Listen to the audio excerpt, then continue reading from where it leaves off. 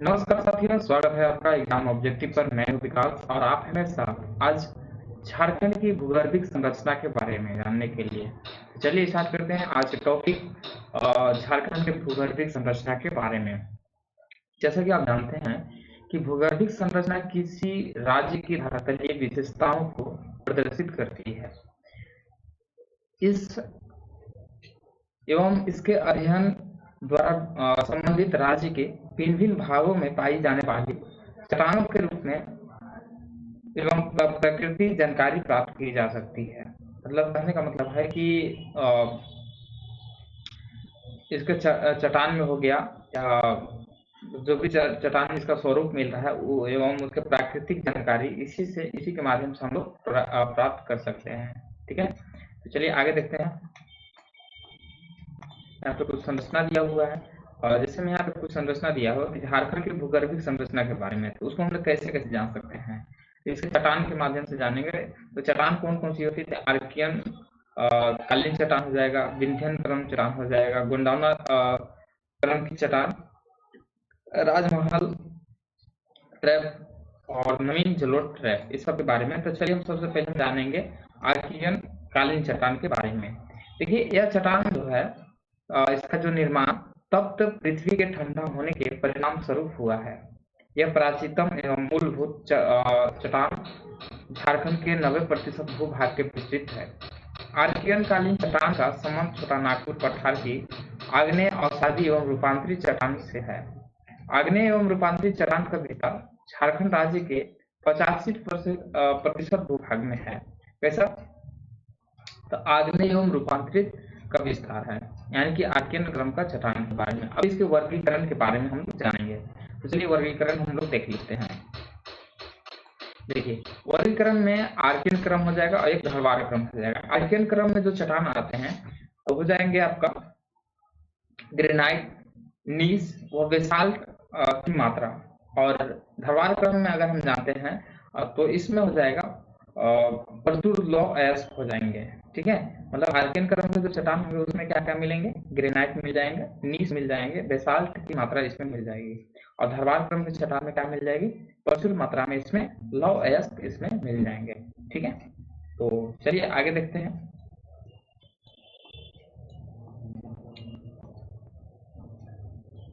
इसके बाद आते हैं आर्कियन क्रम की चट्टान। इसमें बोल रहा है कि भूगर्भिक निर्माण में महत्वपूर्ण स्रोत की भूमिका निभाने के कारण इस क्रम के चट्टान को पैतृक चट्टान की भी संज्ञा दी जा गई है। इसका विस्तार रांची, गुमला, सिमडेगा इत्यादि के अधिकांश भाग में है। चट्टान के बारे में इसको देखते हैं। तो इसमें चट्टान में लावा हो जाएगा पृथ्वी के बाहर और बेसाल्ट। ठीक है, तो यहाँ पे कुछ है और उसके बारे में हम लोग यहाँ डिटेल से देखते हैं। जिसमें है ज्वालामुखी जब पृथ्वी के अंदर रहती है उसे ग्रेनाइट की मात्रा पाई जाती है। इसका रूपांतरण एवं नीस है। इसका रूपांतरित रूप क्या है? नीस है, जिसे बंगाल या छोटा नागपुर नीस भी कहा जाता है। ज्वालामुखी जब पृथ्वी के बाहर लावा के रूप में पृथ्वी से बाहर निकल कर धीरे धीरे चट्टान के रूप में परिवर्तित हो जाती है तो उसे बेसाल्ट की मात्रा पाई जाती है। बेसाल्ट अग्नेय चट्टान रांची एवं सिंहभूम में सीमावर्ती क्षेत्र में दलमा श्रेणी के रूप में विस्तृत है। अब आते हैं ढलवार क्रम के चट्टान के बारे में। इसमें क्या कहा गया है कि यह परतदारी चट्टान का निर्माण आर्कियन क्रम की चट्टान के अपरदन व निक्षेपण के फलस्वरूप हुआ है। आर्कियन क्रम के भांति ढलवार क्रम की चट्टान भी जीवाश्म रहित है। इस चट्टान से संबंधित सर्वप्रथम जानकारी कर्नाटक के धरवार जिले से मिलने के कारण इसका नामकरण धरवार क्रम की चट्टान के रूप में किया गया है। ये धरवार क्रम की चट्टान के बारे में हो गया। इसके बाद हम लोग अगला देखते हैं। इसका क्षेत्र देख लेते हैं और इसमें खनिज कौन कौन से पाए जाते हैं इसको हम लोग देख लेते हैं। ठीक है, तो इसका क्षेत्र में मुख्य क्षेत्र है पूर्वी एवं पश्चिमी में। तो इसमें लौ अयस्क पाए जाते हैं। पूर्वी एवं पश्चिमी में जो आर्कियन क्रम के जो चट्टान पाए जाते हैं उसमें लौ अयस्क पाए जाते हैं। देखिए, पश्चिमी क्षेत्र सरायकेला के अधिकांश भाग सिमडेगा एवं रांची जिला के दक्षिणी पूर्वी भाग में। इसमें देखिए लौह अयस्क हो गया, तांबा हो गया, कैनाइट हो गया, क्रोमाइट, बॉक्साइट, यूरेनियम, सोना, चांदी, मैग्नीज, निकेल इत्यादि धात्विक एवं अधात्विक खनिज पाए जाते हैं। हजारीबाग कोडरमा क्षेत्र में इसमें माइका शिस्ट पाए जाते हैं। लौह की प्रचुरता के कारण धरवार क्रम की चट्टान को लौह अयस्क की श्रृंखला धात्विक खनिज का भंडार कहा जाता है। सिंहभूम से प्राप्त होने वाली कोल्हान सीरीज की चट्टान को विद्वान द्वारा कुडाबा क्रम से संबंधित बताया गया है। इससे बलुआ पत्थर, चूना पत्थर एवं कोलगोमरेट सेल के साथ क्वार्टजाइट पाया जाता है। आगे विंध्यन क्रम की चट्टान। विंध्यन क्रम की चट्टान में क्या होता है कि इसमें प्री कैम्ब्रियन काल में निर्मित यह चट्टान झारखंड के उत्तर पश्चिम भाग में सोन नदी क्षेत्र मूलतः गढ़वाल जिला में विस्तृत है। सामान्यतः यह चट्टान रोहतास पठार का दक्षिणी हिस्सा है। अवसाद द्वारा निर्मित इन चट्टानों के क्षैतिज रूप में बलुआ पत्थर, क्वार्टजाइट, चूना पत्थर एवं डोलोमाइट चूना पत्थर पाए जाते हैं, जिसमें जीवाश्म नहीं पाया जाता है। इस काल के दौरान पारसनाथ की पहाड़ी का उत्थान हुआ है। आगे गोंडवाना क्रम की चट्टान।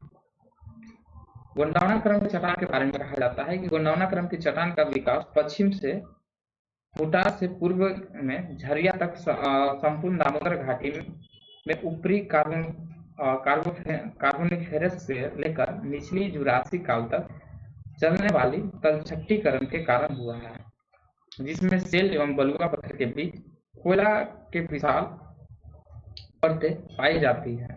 सामान्यतः दामोदर घाटी दरार घाटी का उदाहरण है, जिसका विकास एक दूसरे से समांतरण विकास रैखिक भ्रंशों के बीच के भाग के नीचे धंसे के कारण हुआ है। गोंडवाना क्रम की चट्टान दामोदर घाटी के आंतरिक राजमहल की पहाड़ियां, उत्तरी कोयल घाटी एवं गिरिडीह की पहाड़ियों में भी पाई जाती है।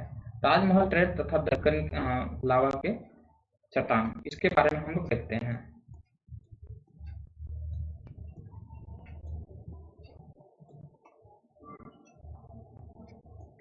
राजमहल ट्रैप का विकास संथाल परगना क्षेत्र में जुरासिक काल में लावा प्रवाह के कारण हुआ है।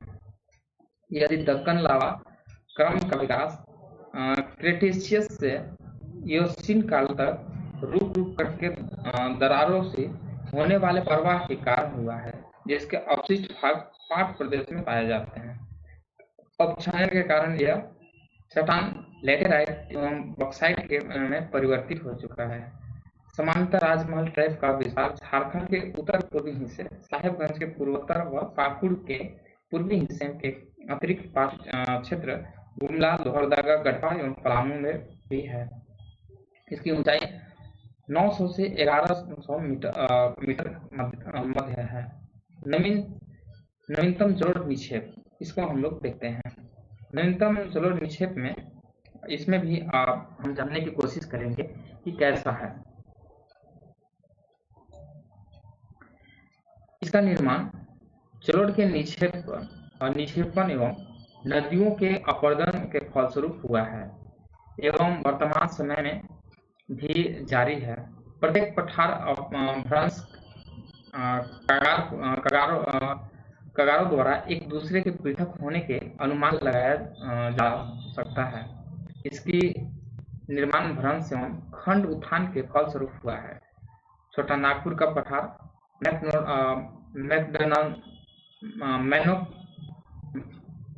मोनोडनोक एवं रांची का पठार, छोटा नागपुर का पठार संप्राय मैदान का उत्तम उदाहरण है। समतल सतह पर एकाकी पहाड़ी मैनग्रोव नदियों के जलोढ़ के निक्षेपण से इस संरचना का निर्माण सोनरेखा नदी के निचली घाटी सोन घाटी एवं राजमहल के पूर्वी क्षेत्र से हुआ है। झारखंड राज्य के क्रमिक उत्थान।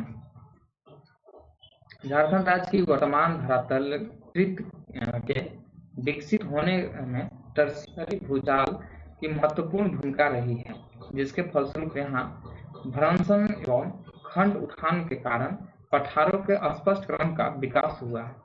झारखंड का क्षेत्र संप्राय मैदान में टर्शियरी काल के पहले लंबे अपरदन के कारण परिवर्तित हो चुका था। झारखंड का सबसे पश्चिमी भाग पाट प्रदेश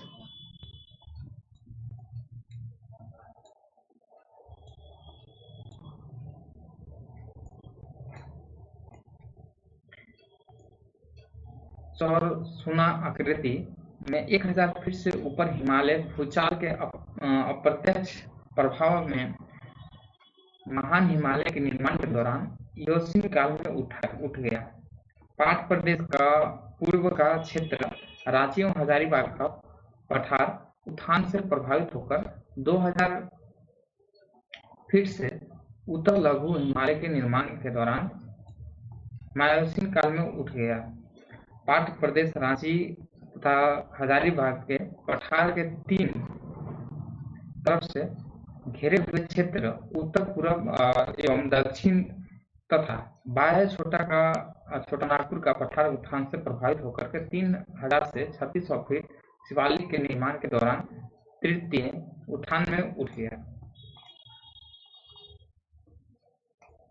झारखंड की भूगर्भिक संरचना है। तो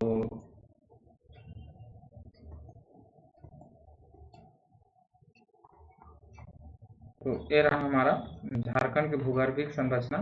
अगला टॉपिक है हम लोग का झारखंड की अफवाह प्रणाली। इसको हम लोग अगले वीडियो में हम लोग देखेंगे। तब तक के लिए हम लोग जय हिंद और धन्यवाद।